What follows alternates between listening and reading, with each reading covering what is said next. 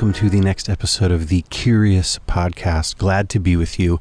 And today we are going to be jumping into a topic that I love. I've taught in front of a group a couple times, but never recorded it. And so here we go. We get to record it. And I would title the topic of helping kids find their thing.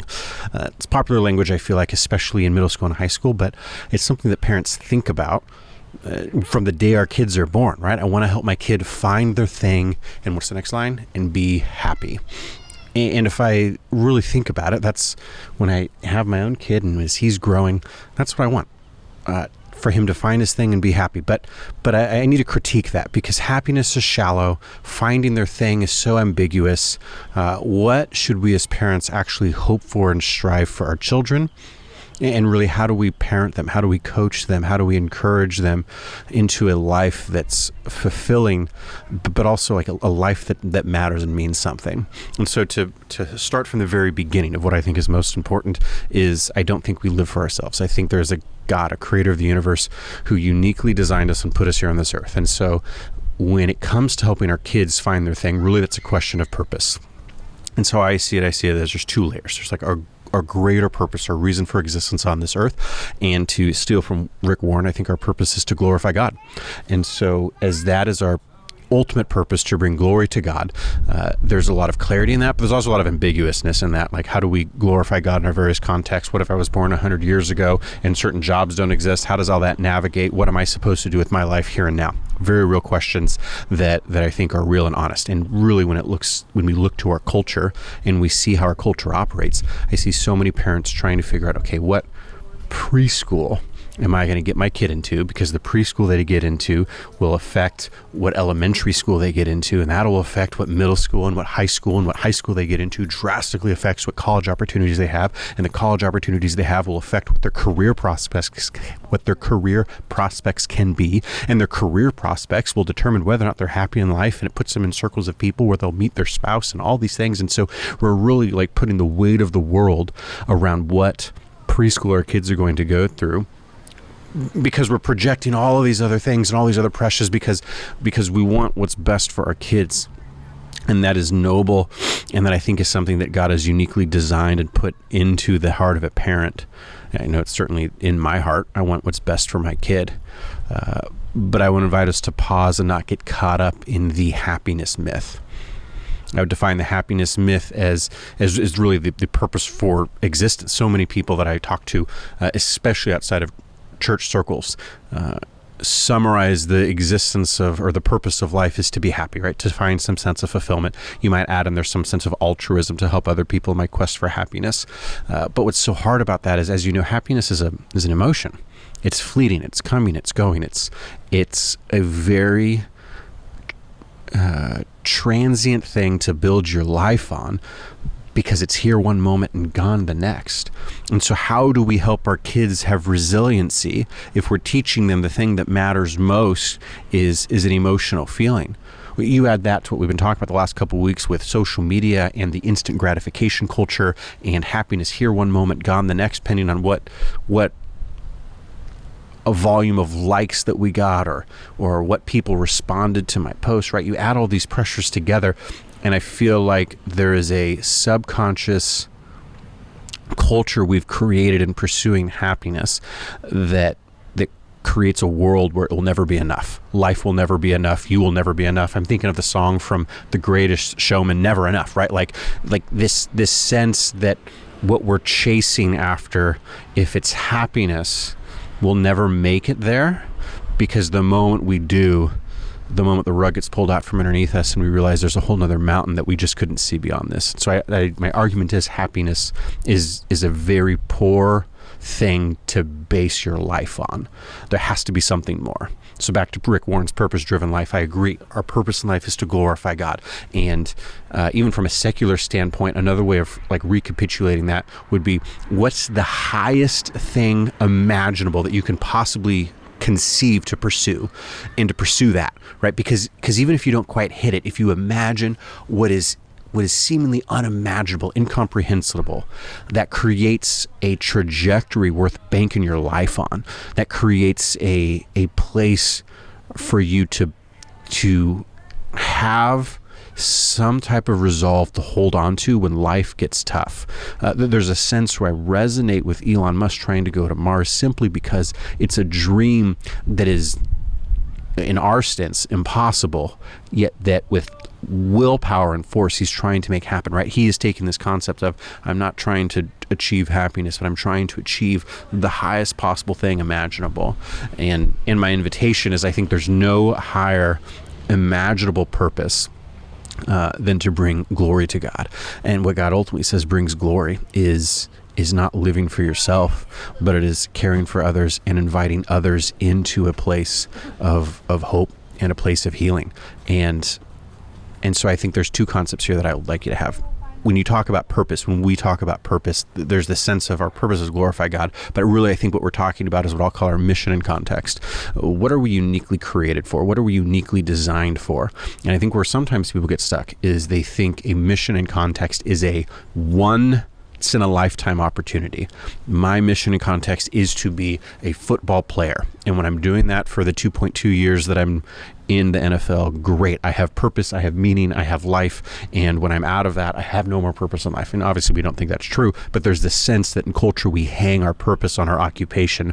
And I think that's backwards. I think our occupation is our mission in context, and our mission in context changes over time. We can also have multiple. So for me, in my context, one of my missions in context is to be a pastor. But another one of my missions in context is to be a husband. And another one of my missions in context is to be a dad. And those last two will be forever. But my job and occupation, like those will change. Those will morph. And so my entire existence isn't dependent upon one mission and context, but I have multiple of these that make up the output of my time that I'm pursuing, all under the banner of glorifying God. And so when we frame it that way to our kids, hey, what is your unique mission and context? What is the mission and context you are striving for in your next season of life, right? As your kid is in school, that's their mission and context. Now, they're not going to be there forever. And you know that going to school now prepares them for a future and a reality later where they're able to provide for their families. And so that becomes another mission and context. But this language of what is my purpose in life? Well, that's to glorify God. What is your mission and context? That's what we get to do. My mission here, now, in this space. I think it relieves some pressure from finding the one thing that I'm going to do the rest of my life, especially in today's day and age. It's not how society works. But I think it also gives permission to have interests and to pursue those. And the interesting thing about interests is you don't choose them, they choose you. You don't get to prescribe what things you're into, you just stumble upon them.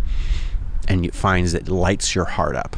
And when it lights your heart up, there's this sense of energy you have toward it that you'll continue to pursue it even when it's hard. That's passion.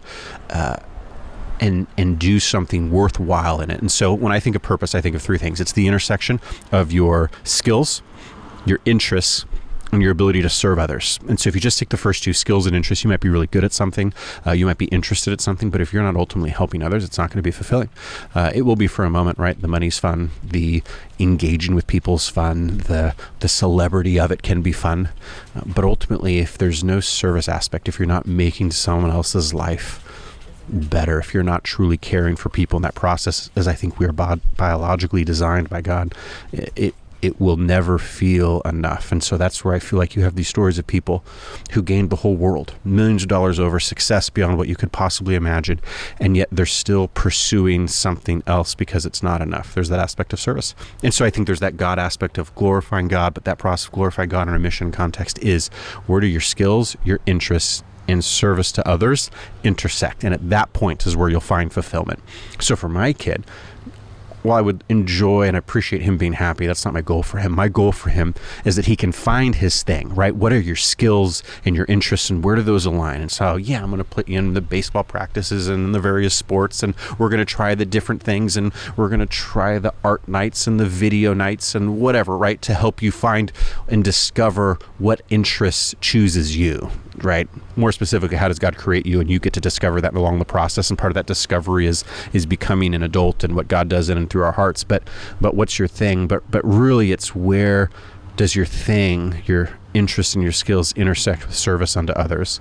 And when you unlock that piece, that's where fulfillment comes in. So many people are in jobs that they're just dying. And when I ask them, how are you helping others in this?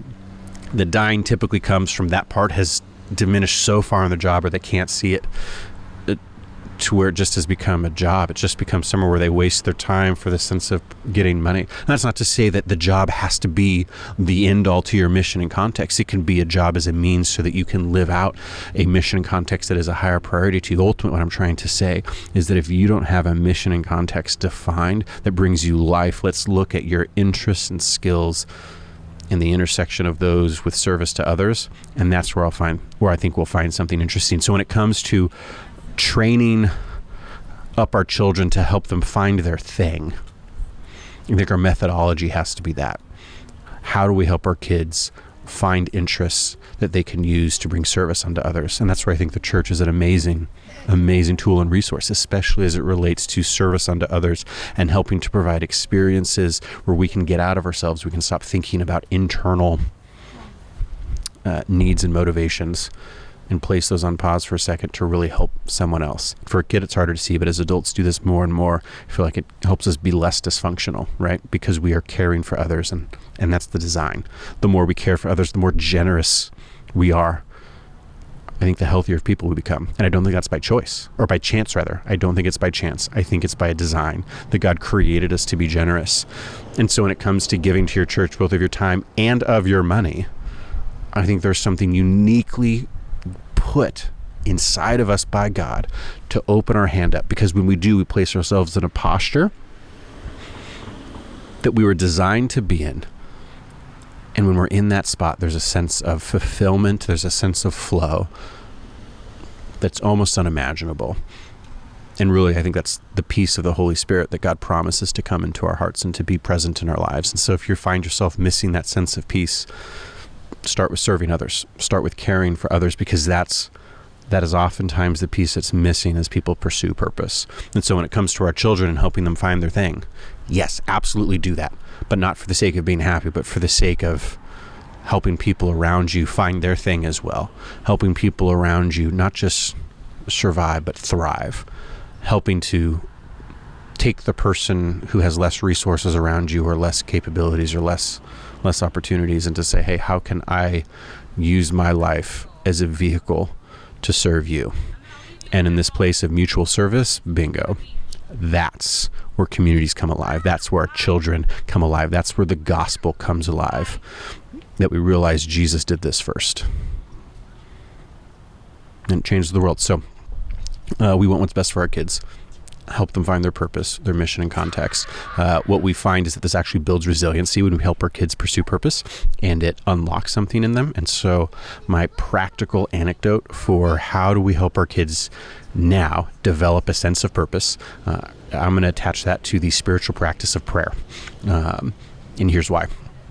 Purpose in a word is really, do I have autonomy? Do I have the ability to affect my world, to make a difference? And I've defined that as purpose is glorifying God. Our mission and context is where our skills, interests, and service unto others collide. But what is a tangible thing I can do day after day that helps me reach that potential? And that is going to be in the spiritual practice of prayer. Not what you expected, maybe. Prayer. How does praying help unlock my purpose? I'm glad you asked. I'm going to respond to it. It helps unlock us because when we're really looking at autonomy, how do I have influence and effect in the world? The unique thing of how God designed our world is that he doesn't just whoop and zap things into being. He chooses to work through people. He chooses to bring healings, to bring miracles, to work in the world through humans. Why he does this? It's a whole theological conversation we can talk about later. The point that we see in the Bible is all throughout the Bible, whenever God moves, God is moving in response to people engaging with him. Prayers move the heart of God. God moves through prayers. It is through people that God moves and engages in the world. We see the command from God in Genesis to rule the earth and subdue it. And ultimately what God is saying is, this is your domain. I'll help you. I'll work through it. But you got to invite me to go in and through that. And so the unique thing is when our prayers align with God's will, boom, that's where you see action happen. And so part of the prayer, ultimately it changes us and our hearts to be in line with God's will. But there's also the part of the prayer that actually creates energy, if you will, wrong word, right idea, to see tangible change of things that are happening in the spiritual realm. I know that's getting into theology. We'll talk about that another time. But ultimately, when we teach our kids how to pray, that there's a God of the universe who is acting on our behalf, who is not just transforming our hearts to be more like him, but our prayers move mountains, spiritually speaking, and makes things happen, that begins to teach a kid that we have agency and autonomy in the world. I am not just the byproduct of my circumstances, but I have the capacity to take control of my life in so much as releasing it to God, inviting God to be part of this process and watching God move through me. You want to find fulfillment? You want to find a sense of purpose in your life? Watch what happens when God starts answering your prayers, and you will never be the same. Now, where does it start? It starts with basic things. It starts with praying every night. It starts with praying for the small, random things, parking spots, for grandma to be healed, all these different things. And most of those times, the answers are going to be ambiguous or no. But every now and then, you're going to get a yes, and it's going to be definitive of, hey, here's something we prayed for, and that answer was yes, and that's something we can celebrate. And then you get to engage with your kids of, why does God sometimes say no? Why does God sometimes not answer? But why does God sometimes say yes? And when you partner with your pastor to help you navigate some of those questions with your kids, and you really lean into, why does God sometimes say yes? It's because you prayed. It's because you, little Johnny, 5-year-old, prayed, and God, the God of the universe, said yes. You might say, wow, those are just coincidences. And I'll say, you can believe coincidences to be your God. But when you start seeing dozens and dozens and hundreds of coincidences happen in your life over and over again, shortly after a prayer, you start realizing perhaps my faith in coincidences would be better served as faith and trust in God. You're going to have faith in something. Do you believe chance is your God?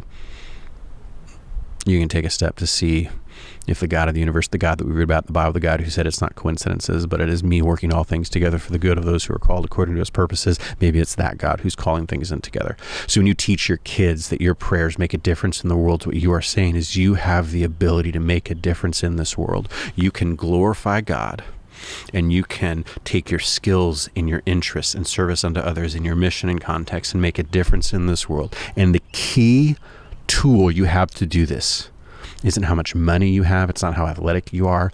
It's not even like the cognitive brain power you have. It is the prayer unto the God of the universe who can open doors you never thought possible. You teach a 4-year-old how to do that, and watch what will happen through their middle school and high school years and how their life will be transformed. Help your kid find their thing by teaching them how to pray. That's my message for you today.